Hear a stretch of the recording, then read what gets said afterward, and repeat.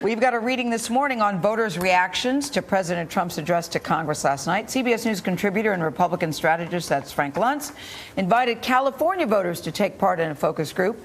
There were 11 men and 10 women. They ranged in ages from 25 to 69 years old. 11 in the group voted for Donald Trump in the election. 9 voted for Hillary Clinton, and 1 did not vote for either one of them. They all watched the president's speech together and talked about their reactions. We did watch what he said tonight. Tell me what you thought was better. What exceeded your expectations? More rational. He was conciliatory. He acted presidential.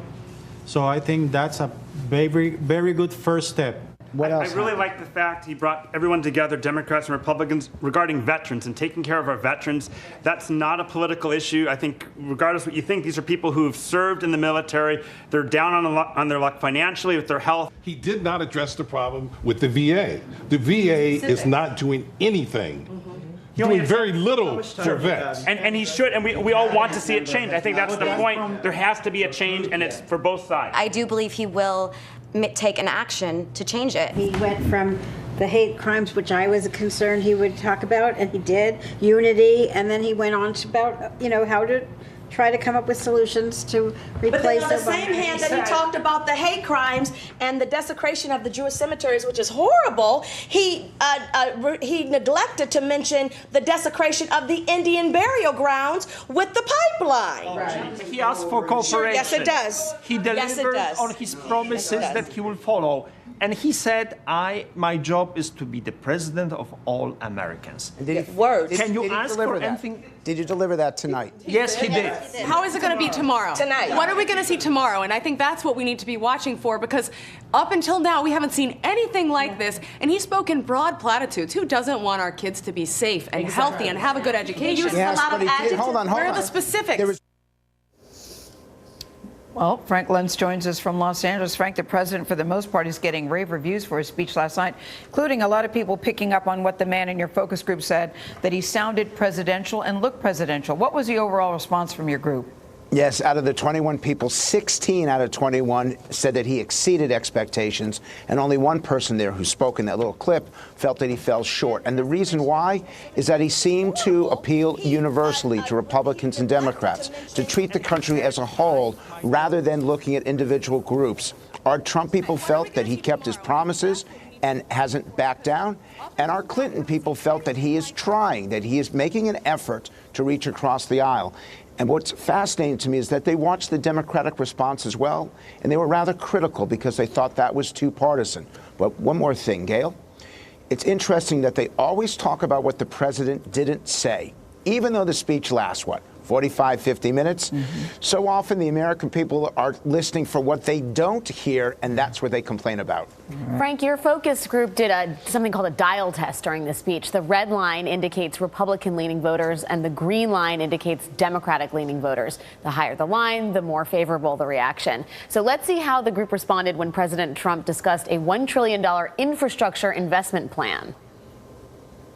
To launch our national rebuilding, I will be asking Congress to approve legislation that produces a $1 trillion investment in infrastructure of the United States, financed through both public and private capital, creating millions of new jobs. This effort will be guided by 2 core principles: Buy American and Hire American. Okay, Frank, so there was a lot of action in the lines there. How did you read them, and what do you make of that? So I asked them, and that's exactly what they're looking for. And in fact, Donald Trump is at his best when he's focused on economic populism.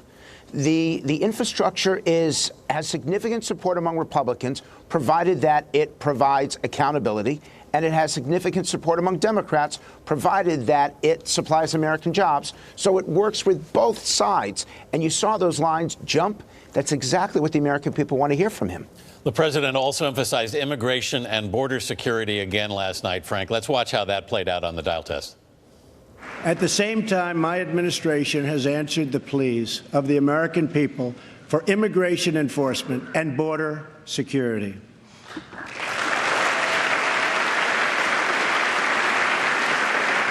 By finally enforcing our immigration laws, we will raise wages, help the unemployed, save billions and billions of dollars, and make our communities safer for everyone. A much more divided response there, Frank. Exactly. And it highlights the challenge that Donald Trump has, that on some of these issues, such as building the wall, they are still polarizing. And even though he had the chance, unedited, to communicate to the American people the principles behind immigration, health care, and some of the key issues, even the communication of principles, when they are talking, when he's using language from the campaign, Democrats and Clinton voters turn it down because it reminds them of what they didn't like about him. Our country is still heavily polarized, heavily divided. Donald Trump took a huge step last night in bringing the country together, but it doesn't happen in just one speech. They want to see exactly what he's going to do next. Okay, he also talked about Obamacare. A lot of people find that polarizing. Let's take a look at that. Remember when you were told that you could keep your doctor and keep your plan. We now know that all of those promises have been totally broken. Obamacare is collapsing, and we must act decisively to protect all Americans. All right, Frank, those lines very far apart, and I know all of your group were California voters, but you think it reflects the country. How so? First, react to what we're seeing with these lines. Well, it is polarized, and Republicans responded favorably to much of what Donald Trump said. What I found interesting was on the economic issues, the Democrats were almost as high as the Republicans, and on things like what happened in some of our major cities, some of the hate crimes. There were even moments in the speech when the Democrats were more favorable towards Donald Trump than the Republicans. That said, it is still going to be difficult to get beyond the campaign. It's now been 5 months since the election, and the hostility of Democrats towards Donald Trump has not dissipated. His tone, his demeanor was applauded by people in our session yesterday. They felt that this is the first time that he's presidential, but several of them mentioned, what is he going to tweet today? What is he going to say tomorrow? He has changed the dynamic as we know it, Gail. The question is, can he continue day after day? Frank Luntz, we know there will be a lot of polling in our future on that. Thanks for your time. Thank you.